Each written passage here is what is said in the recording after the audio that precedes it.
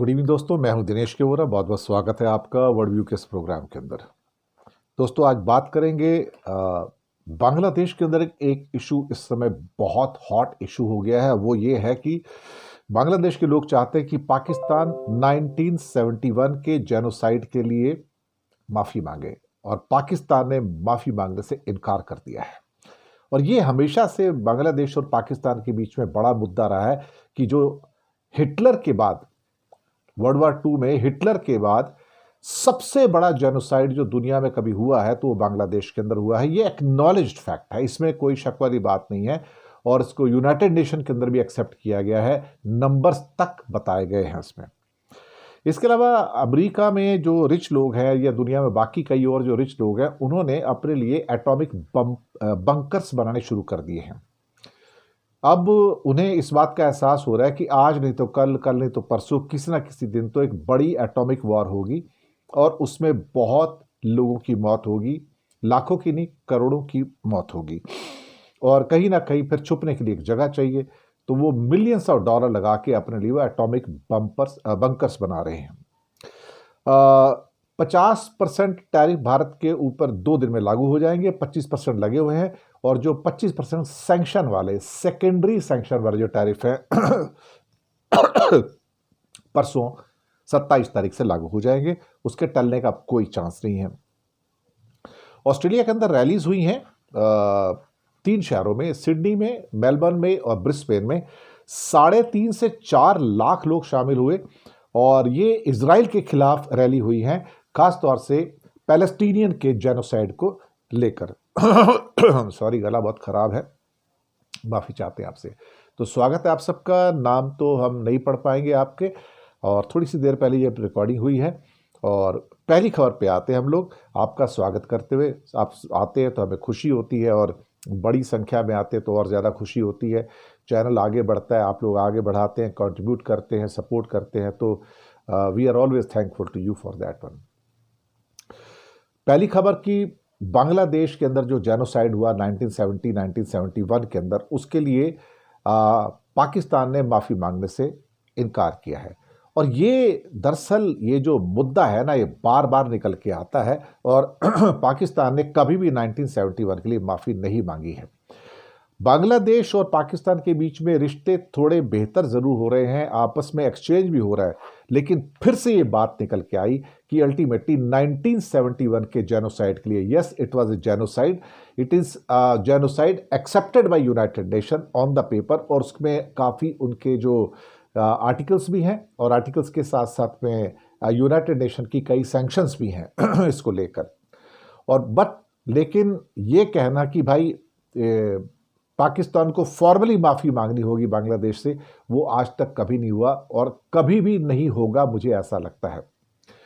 बांग्लादेश का एक बहुत बड़ा तबका है जिन्होंने ये सारे अत्याचार सहे हैं। लाखों, millions of people have been killed there, not लाखों नहीं, millions of people have been killed there, raped also. ये हिस्ट्री है वहाँ की, और ये हिस्ट्री किसी से छुपी नहीं है। और कमाल की बात है कि पाकिस्तान ने अपने ही कंट्री के अंदर ये किया। उस टाइम तो वो ईस्ट पाकिस्तान था बांग्लादेश में नहीं बल्कि ईस्ट पाकिस्तान में किया, और वॉर क्राइम के लिए कभी भी माफ़ी नहीं मांगी है। अब फिर से ये बात निकली है यहाँ पर कि, और बांग्लादेश अपनी आज़ादी के बाद से ही पिछले 50-55 सालों से ये वॉर की और टॉर्चर के लिए, इस जेनोसाइड के लिए माफ़ी की मांग करता आया है। अब फिर से बांग्लादेश के अंदर वो बात उठी, तो अब बांग्लादेश ने फिर से चुप्पी साध ली है, और किसी भी आज तक पाकिस्तान की सरकार ने माफ़ी नहीं मांगी है और खेद भी व्यक्त नहीं किया है। और कहते हैं कि जो भी किस्सा है वो हम देखेंगे क्या करना है। जबकि पाकिस्तान का जो इशाक डार है, जो उनके फॉरेन मिनिस्टर, कहते हैं बांग्लादेश को अपने दिल साफ कर लेना चाहिए, और ये जो माफ़ी के मुद्दे हैं उनको छोड़कर आगे बढ़ना चाहिए। यानी कि आप फॉरगेट कि हम आपसे माफ़ी मांगेंगे। वो बोलते हैं कि 1974 में मुद्दा सुलझ गया था। कहाँ सुलझा था, मुझे तो समझ में नहीं आया। और कहते हैं उसके बाद जनरल मुशर्रफ आए थे, उन्होंने कहा भी था कि इस्लाम हमें दिल साफ़ करने की सलाह देता है। अगर दिल साफ़ है तो फिर आप माफ़ी मांग लीजिए। तो माफ़ी, वही तो बांग्लादेश कहता है, हमें आपकी इस्लाम की बात नहीं चाहिए। आपने जो, आप भी इस्लामिक कंट्री थे, हम भी इस्लाम को फॉलोअर करने वाले थे, लेकिन आपने किया क्या हमारे साथ में? पर कहीं ना कहीं मुझे लगता है कि वो बांग्लादेश के अंदर जो ऑफिशियली बताया गया है, जो कि यूनाइटेड नेशन में दर्ज है, 3 लाख और 30 लाख के बीच में लोग मारे गए थे। कुछ लोग कहते हैं 3 लाख है, कुछ लोग कहते हैं 30 लाख है, कोई एग्जैक्ट तो है नहीं, लेकिन 10-15 लाख लोग तो मिलियंस में तो मरे हैं। अब जो भी है, जैसा भी है, और बांग्लादेश की सरकार कहती करीब 30 लाख लोग मारे गए और लाखों का क्या कहते हैं कि रेप हुआ, और करीब 1 करोड़ से ज़्यादा लोग रेफ्यूजी बन के तब इंडिया के अंदर आए थे। ये बात तो फैक्ट है कि अगर वहाँ पर जेनोसाइड नहीं होता तो लोग भाग भाग के 1 से 2 करोड़ के बीच में इंडिया में बांग्लादेश के लोग क्यों आते थे। लेकिन ढाका ने अब थोड़े तेवर दिखाए हैं फिर से, और जहाँ पाकिस्तान तेवर दिखा रहा है कि हम माफ़ी नहीं मांगेंगे और आप उस बात को छोड़ दीजिए और बाकी मुद्दों पर बात करेंगे, तो मुझे लगता है कि बांग्लादेश ने अब कह दिया है कि हम इस बयान से सहमत नहीं हैं, और ऐसा लगता है कि फिर से ये मुद्दा निकल कर सामने आ रहा है। और बांग्लादेश के जो करोड़ों लोग हैं, उन्होंने एक्चुअली मुआवजे की मांग भी पहले की थी। करीब $4.25 बिलियन की बांग्लादेश ने मांग की हुई है उनसे कि आपको देना पड़ेगा हमारा हिस्सा से जो उनके पास में था, लेकिन वो पाकिस्तान ने कभी दिया नहीं जब ईस्ट पाकिस्तान बांग्लादेश बन गया। तो काफ़ी उसमें देखा जाए तो तलखी होती रही है, लेकिन ये मुद्दा कभी सुलझेगा मुझे नहीं लगता, और पाकिस्तान कभी माफ़ी मांगेगा, आई डाउट। सॉरी। दूसरे मुद्दे पे आते हैं। एलॉन मस्क, जकरबर्ग और अमेरिका में बाकी जो बहुत सारे अमीर लोग हैं और दुनिया में भी जो अमीर लोग हैं, उनको एक एटॉमिक वॉर का डर सता रहा है, और वो अपने लिए सीक्रेट बंकर बना रहे हैं ज़मीन के अंदर। ओपन एआई के सैम ऑल्टमैन जो भारत भी आ रहे हैं अगले महीने में, अपना ऑफिस खोल रहे हैं दिल्ली में, और उसके बाद में क्या कहते हैं कि उन्होंने एक मजबूत अंडरग्राउंड बंकर बनाया, लग्जरियस, जहाँ पे 1-2 साल तक बिना बाहर निकले सब कुछ मिल जाएगा। इलॉन मस्क ने तो भाई मजाक के लिए कहा कि मैं तो मंगल ग्रह में भाग जाऊंगा, लेकिन उन्होंने भी अच्छा खासा एक सुनने में आया है कि एक बंकर बना लिया है, और वो भी 2 साल तक उनको सब कुछ चीज़ें देता रहेगा। जकरबर्ग ने हवाई द्वीप के अंदर $300 मिलियन की लागत से एक बहुत मेगा बंकर कॉम्प्लेक्स बनाया है, और वहाँ पर तो बहुत कुछ है। एलॉन मस्क टेक्सास में एक बड़ा बंकर कॉम्प्लेक्स बना रहे हैं, एक किस्म से कहा जाए तो अंडरग्राउंड पैलेस ही हो गया है वो तो। और इसके साथ ही कई और जो क्या कहते हैं कि अमीर लोग हैं, वो भी अपने लिए एटॉमिक बंकर्स बना रहे हैं। उनको इस बात का डर है कि एक सो कॉल्ड एटॉमिक वॉर जो है दुनिया में जिस ढंग से आजकल तलखियां बढ़ रही हैं, कोई बहुत ज़्यादा दूर नहीं है। जकरबर्ग ने तो 2 आलीशान अंडरग्राउंड हवेलियां बनाए हैं, और जिससे बिलियंस ऑफ डॉलर खर्च किया। सैम ऑल्टमैन जो कि एआई के चैट जीपीटी के भी अध्यक्ष हैं और माइक्रोसॉफ्ट के साथ समझौता है उनका भी ये कहना है कि भाई मैं भी एक बंकर बना सकता हूँ, और बना रहा हूँ, उसमें तैयारी हो गई है। तो दुनिया के जो बड़े बड़े लोग हैं इस टाइम, ये तो अभी तो कुछ नाम आए हैं उनके, बाकी लोगों ने भी बनाना शुरू कर दिया कि अब उनको पता लग गया कि भाई अब अपनी सिक्योरिटी भी देखनी पड़ेगी, और आने वाली हमारी जो जनरेशन है वो क्या करेगी, उसको भी देखना बहुत ज़रूरी होगा। एक खबर ये था कि हिंदुस्तान से कि हमारे प्रधानमंत्री, तो आपको पता है मोदी जी तो ब्रह्मांड के स्वामी हैं, ब्रह्मांड से वो तो टपके थे, वो तो पैदा तो हुए नहीं है। उन्होंने कहा था कि मैं तो ऊपर से आया हूँ ना, मैं तो पैदा ही नहीं हुआ, एक्चुअली बायोलॉजिकल तो हुई नहीं मैं। तो ये आपको बहकाने की कोशिश करते रहते हैं, लेकिन मोदी की डिग्री तो फ्रॉड है, सबको पता है, और बार बार ये बात आती है, और दिल्ली हाई कोर्ट ने फिर से उसके ऊपर रुकावट डाल दी कि नहीं, प्रधानमंत्री मोदी की डिग्री जो है उसको पब्लिक नहीं किया जाएगा, सामना नहीं किया जाएगा, और प्रधानमंत्री की ग्रेजुएशन की डिग्री जो है वो पब्लिक को दिखाने की ज़रूरत नहीं है। ये मुझे लगता है दुनिया में पहले ऐसे हेड ऑफ स्टेट कह सकते हो, प्रधानमंत्री कह सकते हो, या प्रेसिडेंट कह सकते हो, जिन्हें अपनी डिग्रियां छुपाने में मज़ा आ रहा है साहब। हमारे इससे पहले बड़े पढ़े लिखे लोग थे, जिसमें डॉक्टर जाकिर हुसैन थे, राजेंद्र प्रसाद थे, राधा कृष्णन जी थे, इसके अलावा कई पढ़े लिखे हमारे बड़े बड़े प्राइम मिनिस्टर हुए हैं। पंडित नेहरू, उनकी तो फॉरेन से उनकी डिग्रियां थी, वहाँ से लॉ किया था लंदन से उन्होंने। महात्मा गांधी ने भी लंदन से लॉ किया था, और इसके अलावा बाकी सबका भी है। इवन राहुल गांधी की भी बाहर से सारी की सारी डिग्री है। मनमोहन सिंह के पास तो अनगिनत डिग्रियां थी भाई, कोई हिसाब ही नहीं है। वो तो सारी जनता को पता है कि कहाँ कहाँ क्या किया था, फिर वहाँ जाके वो पढ़ाया भी करते थे। पर मोदी जी की डिग्री तो ब्रह्मांड के स्वामी की डिग्री है भाई। वो तो खुदा है बड़े वाले, ऊपर के गॉड बन चुके हैं। वो तो गॉड की डिग्री कैसे दिखाई जा सकती? गॉड डिग्री देता है, गॉड डिग्री दिखाता थोड़ी है। और फिर सरकार की ओर से तरह तरह के तर्क दिए जाते हैं कि हम अजनबियों को प्रधानमंत्री की डिग्री कैसे दिखा सकते हैं, अजनबी आदमी हैं। अरे भाई, आप डिग्री दिखा रहे हो, कोई ऐसी कोई चीज थोड़ी दिखा रहे हो, छुपा क्यों रहे हो उसको? अल्टीमेटली जब आप कहीं कोई नौकरी के लिए भी अप्लाई करते हो तो आपको डिग्री तो दिखानी पड़ती है।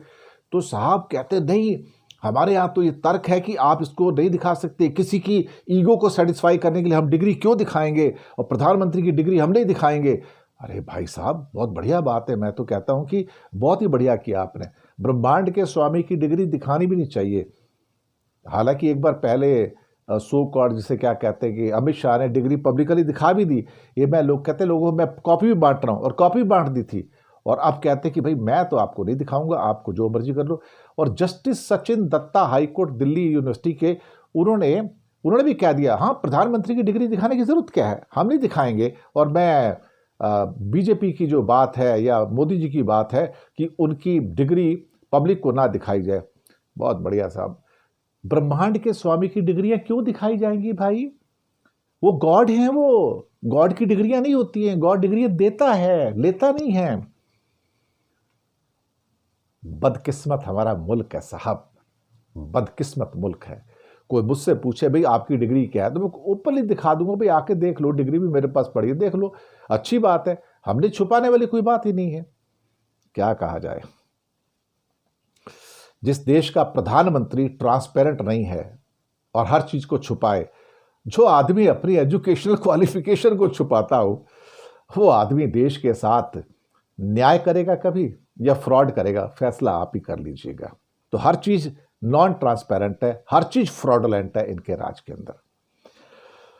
अब आते हैं अगले मुद्दे पे कि परसों 27 तारीख को भारत के ऊपर 50% के टैरिफ लग जाएंगे।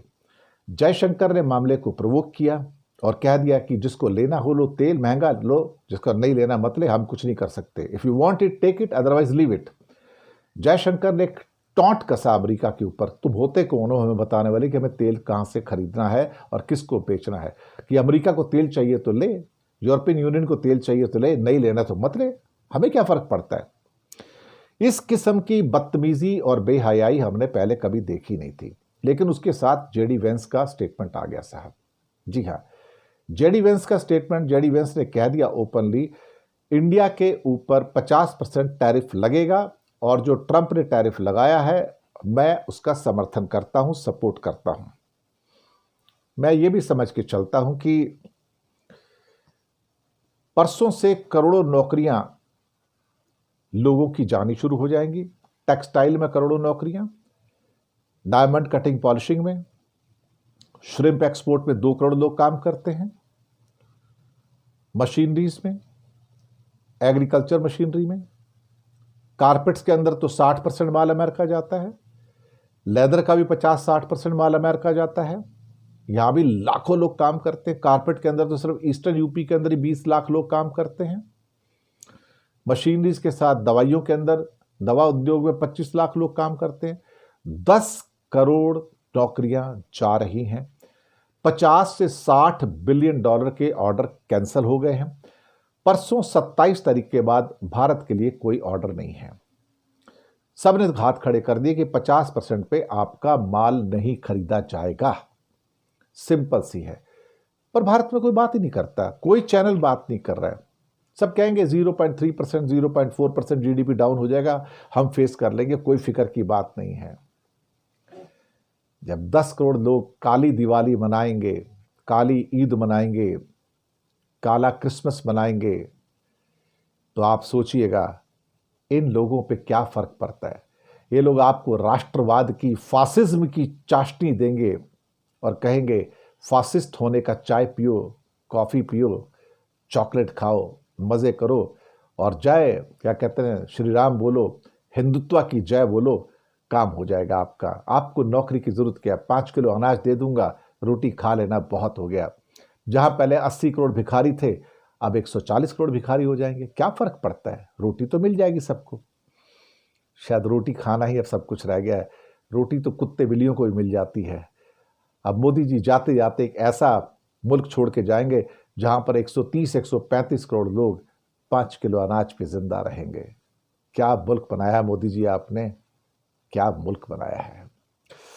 एक आखिरी खबर पे आते हैं आपके साथ में, और वो है कि ऑस्ट्रेलिया के अंदर बहुत सारी रैलीज हुई हैं। 3 शहरों में मुख्यतः रैलीज हुई हैं, जिसमें ब्रिस्बेन है, मेलबर्न है और सिडनी है। 3.5 से 4 लाख लोगों ने पार्टिसिपेट किया। इजराइल के खिलाफ रैलीज हुई हैं, पैलेस्टाइन के समर्थन में रैलीज हुई हैं कि वहां पर जो जेनोसाइड हो रहा है नेतन्याहू के द्वारा, उसको रोका जाए, उसका विरोध हो रहा है। ऑस्ट्रेलिया में इतनी बड़ी रैलीज, वो भी एक अलग अलग शहरों के अंदर एक ही मुद्दे के ऊपर, रीसेंट हिस्ट्री के अंदर तो नहीं देखी गई हैं। बहुत टाइम के बाद ऐसा हुआ कि ऑस्ट्रेलिया में इतने बड़े लेवल पे रैलीज हुई हैं कि 3.5 से 4 लाख लोग उन रैलीज में शामिल हुए हैं, 3 बड़े शहरों के अंदर, ब्रिस्बेन में, मेलबर्न में और सिडनी के अंदर। ये अपने आप में दिखाता है कि वेस्टर्न वर्ल्ड के अंदर भी एक किस्म से, ऑस्ट्रेलिया में तो वेस्टर्न वर्ल्ड का ही पार्ट है ना, एक्चुअली है तो ईस्टर्न वर्ल्ड में, लेकिन गिना तो वेस्टर्न वर्ल्ड में जाता है ना, कि वहां भी इस बात की सुगबुगाहट है कि भाई दुनिया में अत्याचार हो रहे हैं, टॉर्चर हो रहे हैं, और उसे कम करने की ज़रूरत है, इजराइल को रोकने की ज़रूरत है। तो इसी के साथ मैं आपसे विदा लेता हूं। बहुत बहुत शुक्रिया आपका, आप आते हैं और चैनल को सब्सक्राइब कीजिएगा। हो सके तो छोटी छोटी फाइनेंशियल सपोर्ट ज़रूर कीजिएगा। नीचे हमने UPI number, bank account number दोनों दिए हैं। किसी एक को चुनकर छोटी सी मदद करेंगे तो अच्छी जर्नलिज्म को आगे बढ़ाने में आप हमारे सहयोगी भी होंगे। तो 9:30 में वर्ल्ड न्यूज़ आएंगे कुछ, और उसके अंदर न्यूज़ हम ला रहे हैं आपके लिए, देखिएगा ज़रूर और सपोर्ट करते रहिएगा, खुश रहिएगा, मुस्कुराते रहिएगा। Good night.